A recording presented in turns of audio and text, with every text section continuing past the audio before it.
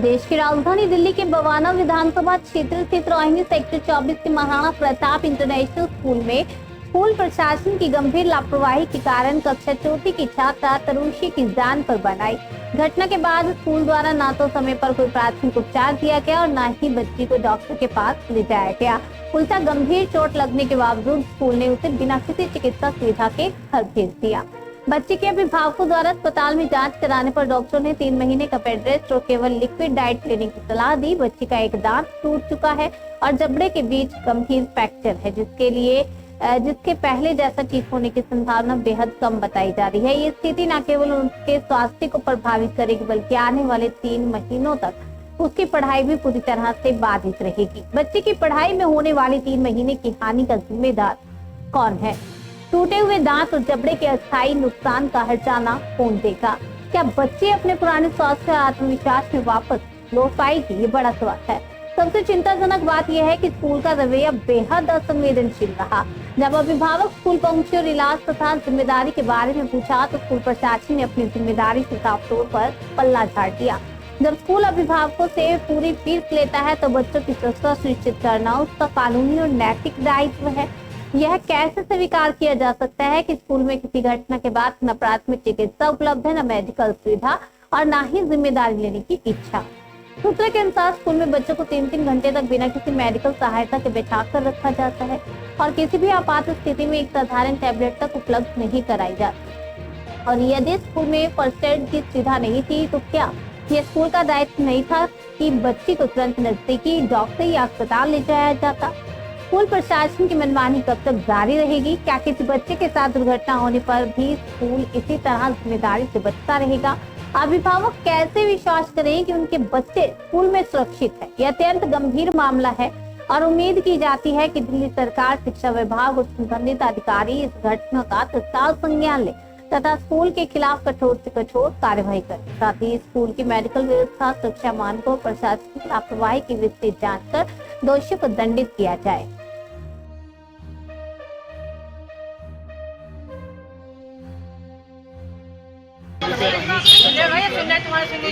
Private school जिसमें लापरवाही का मामला सामने आया है। स्कूल का नाम है, आप देख सकते हैं, प्रताप इंटरनेशनल स्कूल, एड्रिल हाई स्कूल का नाम है। और इसके अंदर एक बच्चे के साथ दुर्घटना हो जाती है, जिसके दुर्घटना के कारण उसके दांत टूट जाते हैं, 2 दांत टूट जाते हैं और इतनी लापरवाही इसमें बरती गई है।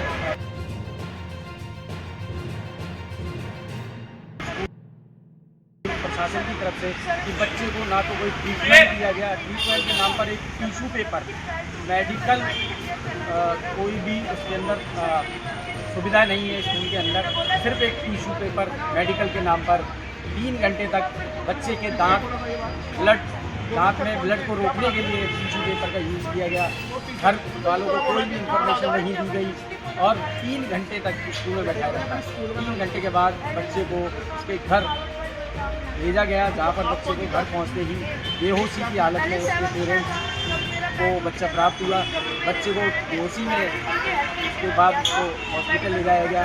हॉस्पिटल में जाकर उसका ट्रीटमेंट हुआ, सर्जरी हुई, जिस पर डॉक्टरों ने उसको 3 महीने के लिए बेड रेस्ट और सिर्फ लिक्विड पर रखा गया है।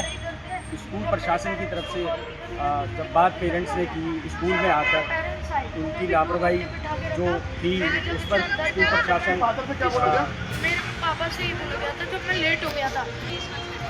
जब पेरेंट्स स्कूल में आते हैं तो प्रशासन से बात करते हैं, प्रिंसिपल और स्कूल टीचर्स का रूडली रवैया सामने आता है।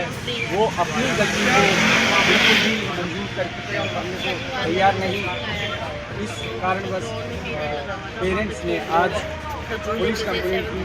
इस पुलिस कंप्लेंट होने के बाद 112 PCR आती है और PCR आने के बाद पुलिस प्रशासन के कान खड़े होते हैं और उसके बाद पेरेंट्स को, बच्चे के पेरेंट्स को स्कूल में ले जाया जाता है और एक और बच्चे को लिखना नहीं हो रहा तो वो बैठ के पढ़ ले। पढ़ाई 3 महीने तक हम रखी जाती है, बच्चे का इलाज कराइए, हम पढ़ाई के साथ, लेकिन सुविधाओं के नाम पर सिर्फ एक कुछ नहीं टिश्यू पेपर। बना। आप देख सकते हैं ये स्कूल है और हाईफाई स्कूल है, लेकिन सुविधा के नाम पर जीरो, बिल्कुल जीरो बट्टा जीरो। हम बात करते हैं बच्चे के जो पेरेंट्स हैं, हम उनसे बात करना चाहेंगे। बच्चे के पेरेंट्स हमारे साथ में हैं, ये बताइए क्या मामला है, कैसा है? आपका शुभ नाम? प्रिया। प्रिया जी, क्या मामला है ये? सर मेरे बच्चे के स्कूल में चोट लग गई थी, उसके आगे के दांत टूट गए, ऊपर वाले दांत की जाड़ में फ्रैक्चर आया है माहिम, और ये लोग से बात करी, इन्होंने कोई ट्रीटमेंट नहीं दिया। मुझे इन्होंने कॉल किया होगा, मेरा फ़ोन ख़राब था, कांटेक्ट नहीं हो पा रहा था। मेरा कहने का मतलब बस यही है, लड़ाई यही है कि इन लोगों ने मेरे बच्चे को क्या ट्रीटमेंट दिया, इतनी देर तक बैठा के रखा, ना ही कोई हॉस्पिटल लेके गए, ना ही इन्होंने लगते ही चोट घर भेजा बच्चे को। सीधा छुट्टी के टाइम पे ट्रांसपोर्ट बस में भेजा सारे बच्चों के साथ। बच्चा लास्ट में आया बिल्कुल बेहोश हो गया। मेरे को बस वाली दीदी ने भी बोला कि कोई भी बच्चे की हेल्प नहीं करी गई है। तो अब आप क्या चाहते हैं? मैं यही चाहती हूँ मेरे बच्चे का पूरा ये इलाज में मेरे साथ खड़े रहें, कि मुझे कोई भी पढ़ाई लिखाई में लालच नहीं है। मैं इतनी फ़ीस भर रही हूँ, आगे भी भर दूँगी। जहाँ मेरे बच्चे का ब्लड गया, ये ब्लड वापसी हो जाएगा, उसकी फ्यूचर में आगे ये दांत की जो प्रॉब्लम है ये कभी ख़त्म हो सकती है। जैसे हम नॉर्मल है ऐसे वो होगी।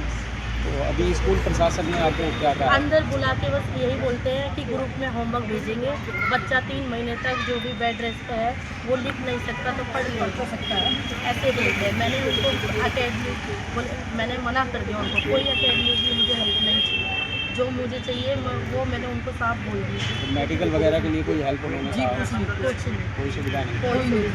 तो अभी आप क्या एक्शन लेना चाहेंगे? मैं पूरा एक्शन लेना चाहती हूँ कि इंसाफ मुझे दूसरे बच्चे के साथ। मेरी बेटी की क्लास की लड़की संध्या, उसके साथ भी हुआ। उसने मुझे कॉल करके बताया आंटी मेरी आँख पे बोल मार दी, और मेरे पापा को कंप्लेंट करने की बोली, और मैम बोली स्कूल की रेपुटेशन खराब होगी। अभी एजुकेशन डिपार्टमेंट से आपको गुहार लगाना चाहते हैं, रिक्वेस्ट करना चाहते हैं? मैं कुछ नहीं सकती, सिर्फ मेरे बच्चे का आप सब ठीक हो जाना चाहिए जैसा है। ये लोग उस चीज़ में मेरा साथ नहीं दे रहे। देख पा रहे हैं हम बच्चे की हालत। और अभी पेरेंट्स ने बताया जैसे कि स्कूल प्रशासन ने सिर्फ यही आश्वासन दिया है कि हम सिर्फ आपको 3 महीने तक इसको स्कूल का जो भी पढ़ाई होगी वो आपके घर पर भेज दिया जाएगा। मेडिकल सुविधा के नाम पर कुछ भी उन्होंने कोई ऐसा आश्वासन नहीं दिया है। पेरेंट्स अब आगे की क्या कार्रवाई करते हैं ये देखना आगे जारी रहेगा। और स्कूल एडमिनिस्ट्रेशन और प्रशासन, शिक्षा प्रशासन से हम उम्मीद करते हैं, आग्रह करते हैं कि जैसे इस तरीके के जो हादसे स्कूलों में होते हैं उस पर कड़ी से कड़ी कार्रवाई।